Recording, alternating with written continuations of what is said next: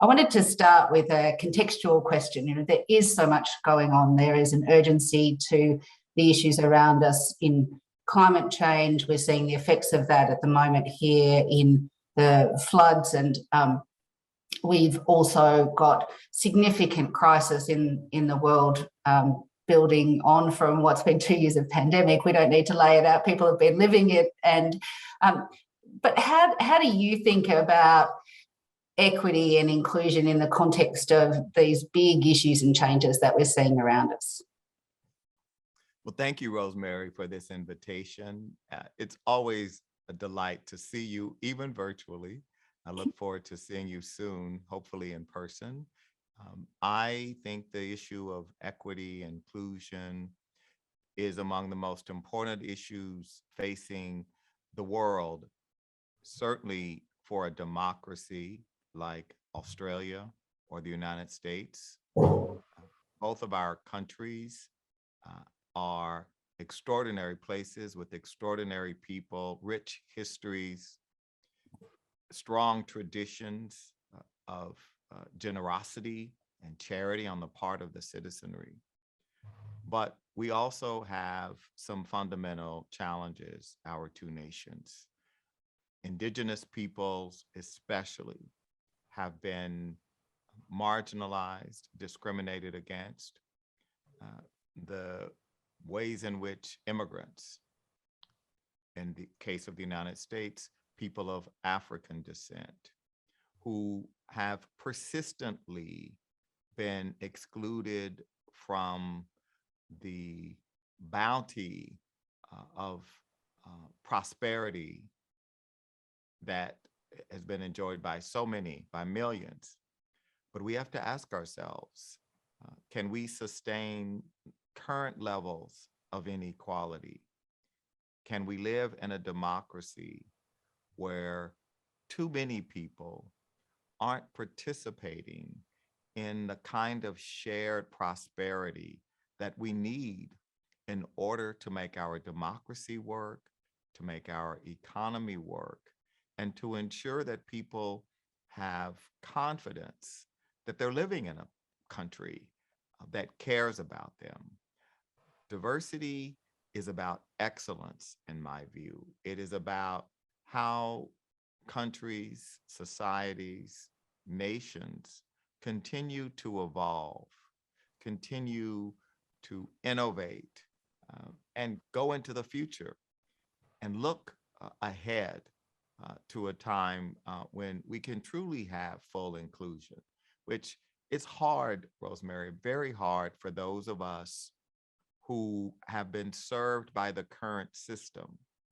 You and I are firm believers in the capitalist system. I don't believe there's a better way to organize an economy, but we know that the kind of capitalism we have today is not generating shared prosperity. It's generating too much inequality so that people like me who have assets, real estate, investments, benefit inordinately relative to the average working American. I know that that is the case. And so it is incumbent upon me as a person of privilege, a person who clearly has benefited from this system, to question the very system, to make sure that that system responds to and delivers prosperity for more people, not just the few.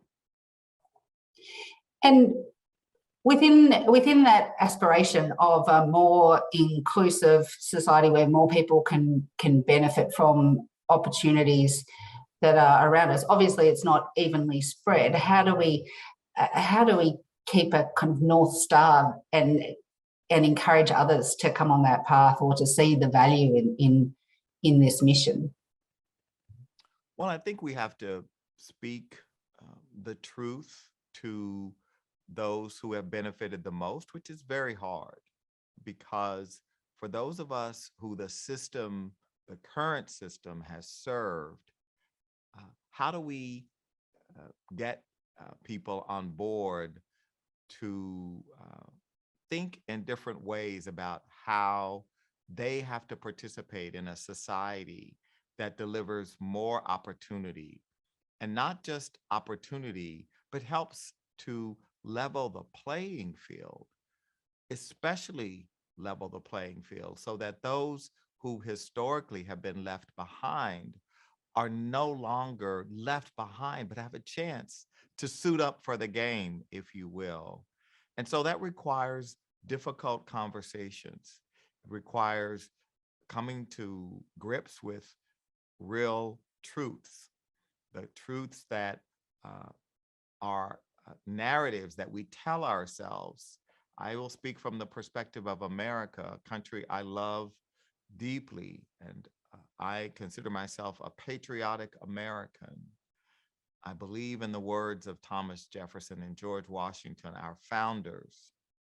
But I also know that our country has a history that is still with us.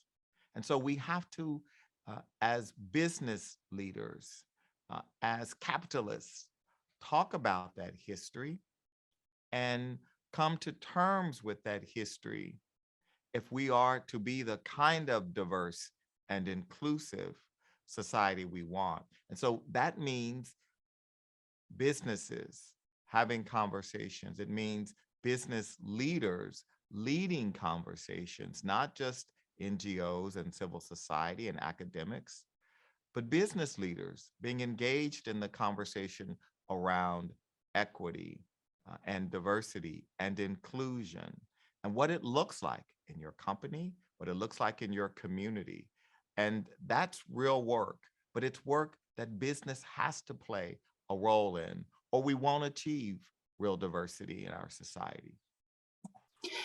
And as subtext in the work you've been doing and in what you've been speaking to there around looking at the way the current system works and the structural aspects of it is about power. And how do you think about the power dynamics in this, including for those who are most affected and whose voices and experience we need to hear to perhaps understand how to do things differently and to be in a position where they do feel they've got those opportunities to, not only to be participating, but to do that to the fullest extent? You're absolutely right, Rosemary. We have to talk about power, the imbalance of power, the way in which power has been used to benefit fewer people rather than more people.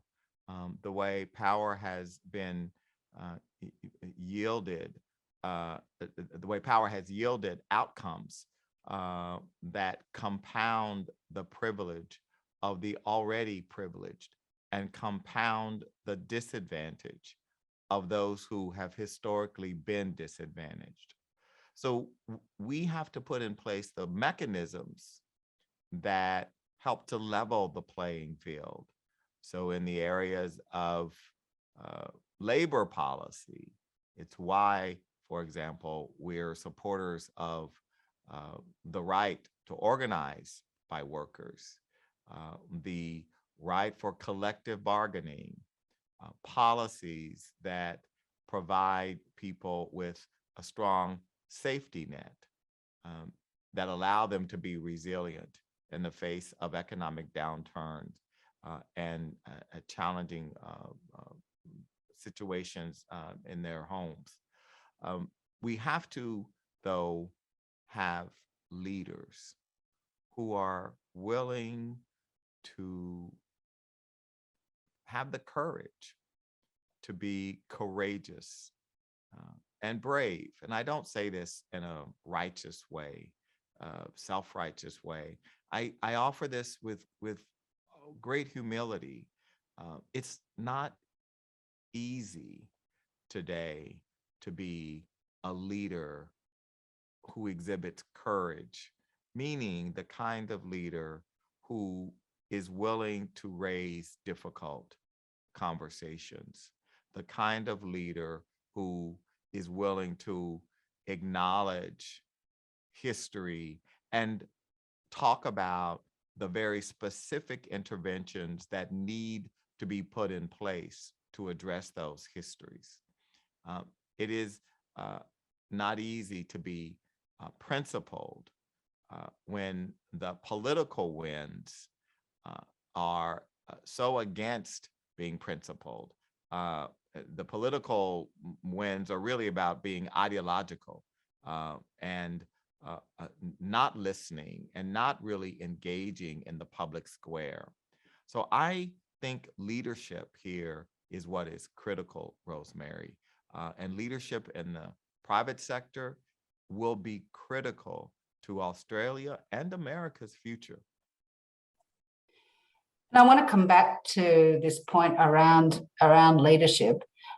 Just before we do that, I wanted to touch on another aspect which is obviously central to this summit and to a lot of the work you've been doing through Ford Foundation, which is the lever of power around capital. We've worked together on how we can build the ecosystems in our own countries and globally to be driving more of a focus on equity and inclusion and other areas of impact for people on the planet through capital. You've done a lot at Ford Foundation to really bring focus to the different levers and assets that a foundation or an institution can have.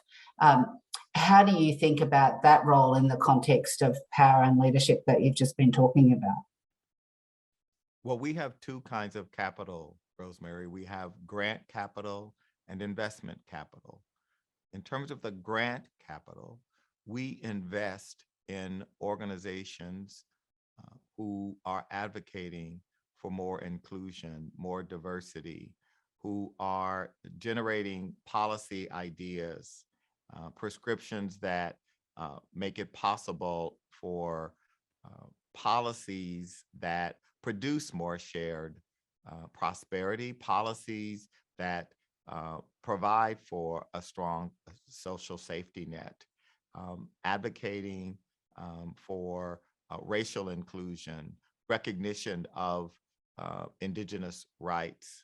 So we support literally hundreds of organizations who are, with our grant dollars, advocating, researching, generating policy ideas. With our investment capital, we have currently about $18 billion in our portfolio. We think about how we first use these dollars in ways that do not harm the climate. And so, for example, we made the decision last year to not invest in fossil fuel industries. And that was a major decision for us because we have been invested in fossil fuels since our very beginning. But we know the implications of continued investment in that area. So we made a decision in this regard. We also made a decision to take $1 billion and to invest in social enterprises, to invest in very specific programmatic objectives like the creation of more affordable housing and how to address the issue of the unhoused crisis we have here in America in many of our cities. So we're investing those dollars as well to build a community of minority-owned asset managers. So we are prioritizing investments with minority asset managers, fund managers who historically, along with women, have not been allowed really to participate. They've been excluded from the capital markets arena in this regard. So those are some of the ways in which we are using our investment dollars to achieve true impact investing, a financial return and a social return as well. And if we bring together the themes that you've been talking about there, about how you think about the different tools in the toolbox and some of those are capital related, the grant making, the investment dollars, and we also talked about leadership and the exercise of power. As we look around this room, there are people who are encouraging others, including in our philanthropic sector, some of whom have been leaders, some of whom want to get others engaged. What advice would you have for the people who are sitting either as trustees of those institutions, or indeed those who are in the position that you've been in Ford of influencing the trustees to take a path that does take us in a slightly different direction from what's been the conventional approach? Well, I started at the Rockefeller Foundation, and John D. Rockefeller was influenced by Andrew Carnegie, his 1889 Gospel of Wealth essay, which talked about charity and generosity. I was very much influenced later when I became president of Ford by a rather obscure talk that Dr. Martin Luther King gave in 1968, shortly before his death. And he talked about philanthropy on this occasion. And what he said is the following: philanthropy is commendable, but it should not allow the philanthropist to overlook the economic injustice which makes philanthropy necessary. And so what Dr. King was saying to the trustees is the work is not just about charity and generosity. The work of philanthropy should also be about justice and human dignity. And if it is about justice and human dignity, you will go beyond the questions, the approaches that are really ameliorative and accepting of the systemic structural ways in which people are excluded and discriminated against. And you will get at the root causes of those structural, systemic, discriminatory patterns, the root causes that have allowed for over generations certain people to persist in poverty. And if you do that, you'll be doing a different kind of philanthropy. You'll be moving from generosity to justice. And I think, Rosemary, this is my advice. This is what I've talked about with the trustees of the Ford Foundation. And as we have done that, it has brought us closer to understanding the foundational ways in which inequality has been designed into our systems, the way it is designed into our educational system that historically put African Americans, migrants, indigenous people in one educational system that was inferior, and put the white population in the country in a better educational system, and a housing system that redlined Black neighborhoods, government and financial services redlining together Black neighborhoods and choking off capital. Well, if we are to actually address real inclusion and diversity and equity, we have to take up the ways in which inequality has been designed into our the apparatus of our economy, the foundations of our society. And this is very difficult because for those of us who have been successful, for those of us who have been winners in the economy, we would like to believe that it's fair, because many of us did start with nothing. Many of us did start with the most humble of beginnings, as I'm sure many of the people in the audience at this conference can attest. But even for those of us who began with humble origins, there are still advantages that we had that others were excluded from. And we have to take that up and really do the work to excavate in our society how we change and design a system that benefits more of us. And when we look at those structural issues and the compounding